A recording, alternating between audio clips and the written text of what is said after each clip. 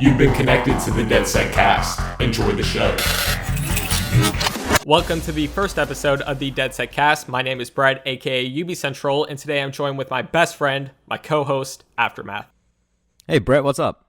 Nothing much. Before we jump into the news and a fun game that I planned, which will be like towards the end of the show, I want to talk a little bit about what this podcast actually is and who we are. Also, feel free to skip around using the timestamps in the description down below.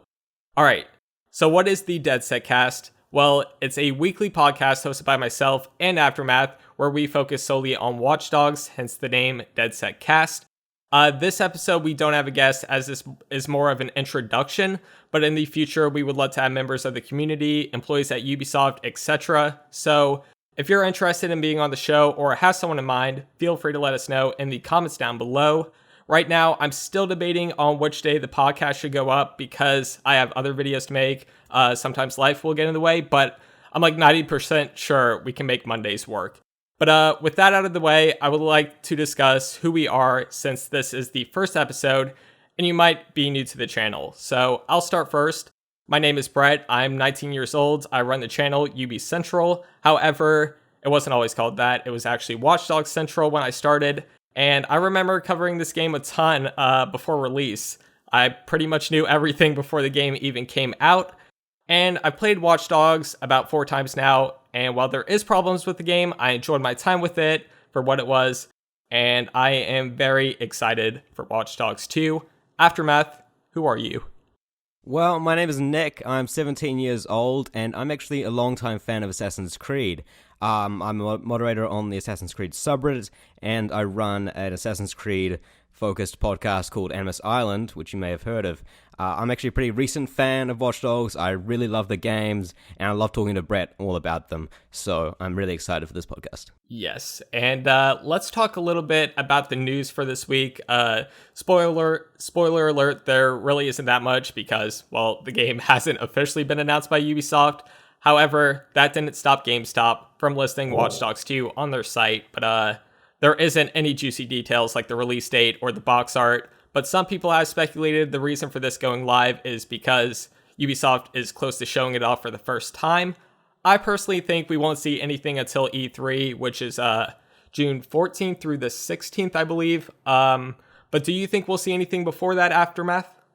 No, it seems that at the moment the Ubisoft is going for something similar to how Fallout 4 handled their release, where it's announced at E3 and then a few months later it actually releases, like with Assassin's Creed Syndicate last year. What the original Watch Dogs is a very interesting case because it was delayed for so long, and it was, I believe, originally shown at E3 2012. So I don't think that we can really extrapolate from that because we do know it's coming out within the next year. So I think that we will see stuff at E3, and I don't think we'll see it before it. Yeah, I have to agree there. And on to the other bit of news. Watch Dogs 2 will have DirectX 12 support and will be highly optimized for AMD. I don't really mind this. I just hope for 2 things. It's optimized on all platforms, and number 2, the PC version isn't held back by the consoles. And it kind of looks like it will be like that because the PC will have DirectX 12 support, unlike the console versions. Aftermath, do you have anything to add to that? I'm a console gamer, so I don't know what any of this means. I'm sorry. It's all right. PC will be better optimized. That's all you got to really know from that. Well, that's good news. Okay. And yeah, that's all the news for this week. And to be honest, we probably won't hear anything more until the, official reveal at E3. But you never know. Again, something could release before that. We honestly don't know. But anyways, on to today's game, which is titled Fixer's Contract. I will start off by asking Aftermath a question. For example, we're starting with, should Watch Dogs 2 continue Aiden Pearce's story? And Aftermath will either accept or decline this contract. If he accepts, that means he'll be agreeing with it. And of course, declining would mean disagree. After he gives his response, he'll explain why he picked that answer. And I will also be given the contract to accept or decline it as well. Once we both give our answers, I'll also mention what you all voted for on Twitter. So if you'd like to join in on these future polls, be sure to follow me on Twitter at UbiCentral and Aftermath at Aftermath1231. Links will, of course, be in the description. But yeah, that was a mouthful. Anyways, let's get started with the first contract. Aftermath, should Watch Dogs 2 continue Aiden Pearce's story? I decline. And since he said decline, that means he disagrees. Why is that? Well, I'd actually quite like to see I like to see Watch Dogs go in a direction wherein each game has a different protagonist, similar to Assassin's Creed in some ways, I suppose. The universe could be still connected with different characters doing different interesting things, but Aiden Pearce wasn't really that much of an interesting character. The original Watch Dogs had a bunch of interesting characters, actually, like T-Bone was one of the most interesting characters in any game I've ever played. I'd love to see him return, maybe not be the protagonist, but maybe show up on the side or something like that, but I don't think we need Aiden to come back. I think his story has been told, and I think that bringing him back would actually do more harm to the series than benefit. Yeah, I have to agree with you as well. I would decline this contract. For me personally, Aiden wasn't that interesting, like you said. And for me personally, I just didn't really like his voice, and I couldn't take him that seriously. But in addition to that, I don't think it would really make sense for Ubisoft to bring him back, because when people see Aiden Pearce again, and this time he's associated with Watch Dogs 2, people will kind of have this bad taste in their mouth because, some had mixed feelings on the first game. But again, my main reason is just because I personally didn't like him as a character. For me, Jordy Chim was my favorite character of that game, but like you said, T-Bone was also amazing. And I would just like to see a new set of characters, a new setting, and mechanics, kind of like the jump from Assassin's Creed 1 to Assassin's Creed 2. And we also asked you guys on Twitter what you would think, and actually 54% of you said you would agree with this contract. And yeah, that's a bit interesting because we both just declined. But as you could tell, that poll was like split half and half. So the community kind of has mixed feelings. Of course, the community is a lot bigger than just on Twitter, but that kind of gives you an idea. Like, some people really liked him, some people didn't. So we'll just have to wait and see at E3 if that's when they show us. So Brett, our next contract that I have for you is: should driving become more realistic in Watch Dogs 2? Yes, I have to accept this contract. I have to admit too, when I first played through Watch Dogs, I actually liked the driving because it was something different. We've never seen it before. However, after I played the game a couple more times, it's grown on me, and in a bad way. I feel like it's so cartoony. I drift every single turn. It's so annoying. And then if I crash into a vehicle, sometimes I won't lose any momentum. I'll just keep going, and my vehicle won't be damaged at all, or vice versa. That vehicle that I ran into won't be damaged, and I just feel like they should revamp it a bit and make it more realistic. I accept. I do think that the driving should become more realistic. I was pretty split on this originally.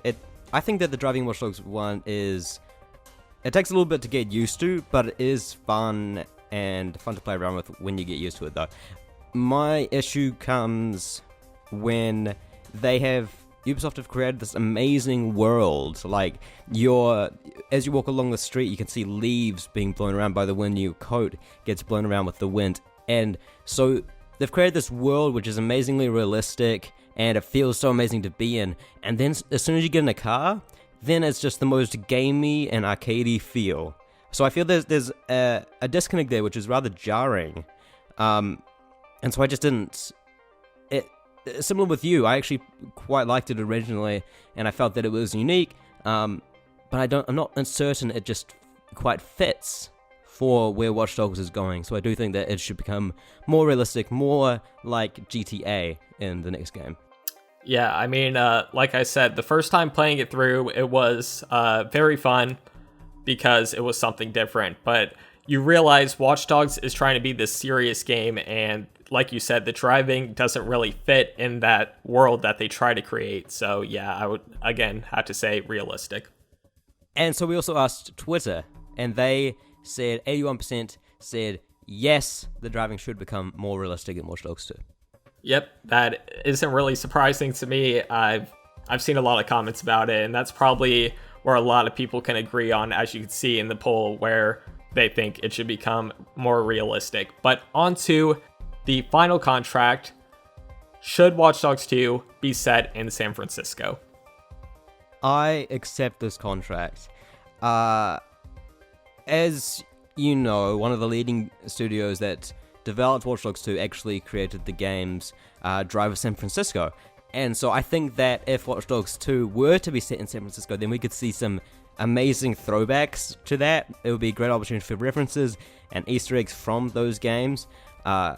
Other reasons, of course, just being that I don't see San Francisco in many games. I feel like it would be a very interesting city to see, and a very fun game. I'm not sure how well it would work with the Watch Dogs franchise, given its focus on surveillance and stuff like that, but I feel that they could do some unique things and maybe reinvent the franchise with it, similar from Assassin's Creed 1 to Assassin's Creed 2.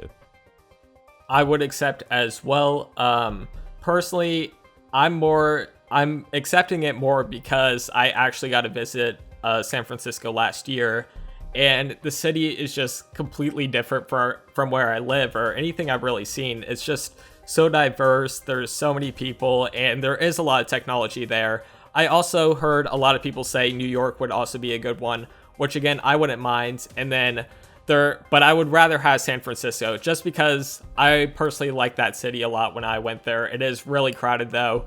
And I don't know how driving would honestly work because a lot of people walk in San Francisco. But yeah, and that was an interesting point that you brought up where they made Driver San Francisco. Is that what the game? Yeah. And as you know, Watch Dogs had a ton of references in it to different Ubisoft franchises. So like you said, they could definitely do something very cool with that. But on to what you all said on Twitter. 63% of you said you would accept this contract as well. That was kind of a bit more split than the driving in Watch Dogs, but it seems like most of you would be okay with that. And I saw some people actually saying they're tired of the US setting and they want to go to like UK or something like that. I mean, I'm honestly okay with any setting because Ubisoft is really good at taking us to different places and locations and making us feel immersed in that city or wherever it is. So wherever they go, honestly, I really don't mind. All right, so that brings us to the end of the first episode of the DedSecCast. If you have any suggestions or things that could be improved on for this episode, let us know in the comments down below. Don't forget to follow us on Twitter for future polls and things like that. Aftermath, do you have anything to say? No, not much else to say. I think you covered it all, Brett. It's a pleasure to be on here with you. Thank you again for joining me. We should see you next Monday. Thanks again. Welcome to the first episode of the DedSec podcast. My name... Fuck, I already messed it up.